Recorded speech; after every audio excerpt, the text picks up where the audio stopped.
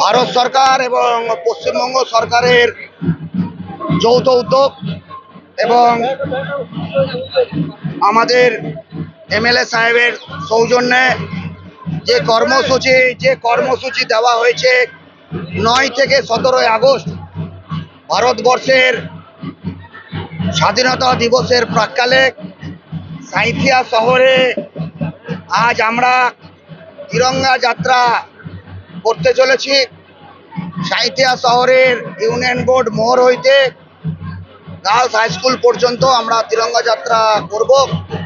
আমাদের সঙ্গে উপস্থিত আছেন সম্মানীয় বিধায়ক সাঁইথিয়া বিধানসভার কৃষ্ণকান্ত সাহা, উপস্থিত আছেন প্রাক্তন জেলা সভাপতি অর্জুন সাহা, উপস্থিত আছেন জেলার সাধারণ সম্পাদক সম্মানীয় শ্যামসুন্দর গড়াই তথা বহু নেতৃত্ব আমাদের মধ্যে উপস্থিত আছেন এবং সাঁইথিয়া তথা সাঁইথিয়া বিধানসভার অগণিত মানুষ, এটা গুণে শেষ করা যাবে না, হাজারে হাজারে, কমসে কম 20,000-এর উপর সংখ্যা আজকে এই মিছিলে পায়ে পা মেলাবে।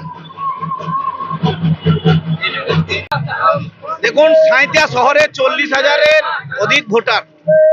আজকে আপনারা দেখতে পাবেন যে সাঁইথিয়া শহরে 20,000-এর অধিক মানুষ, রাষ্ট্রবাদী দেশপ্রেমী মানুষ, তারা আজ রাস্তায় নেমেছে। বিগত সরকারের আমলে জেহাদি করা সরকার সন্ত্রাসবাদীর আঁতুর ঘর তৈরি করেছিল।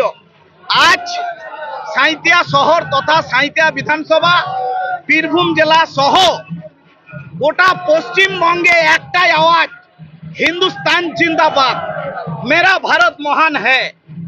আর একটাই স্লোগান উঠছে, ভারত মাতা কি জয়।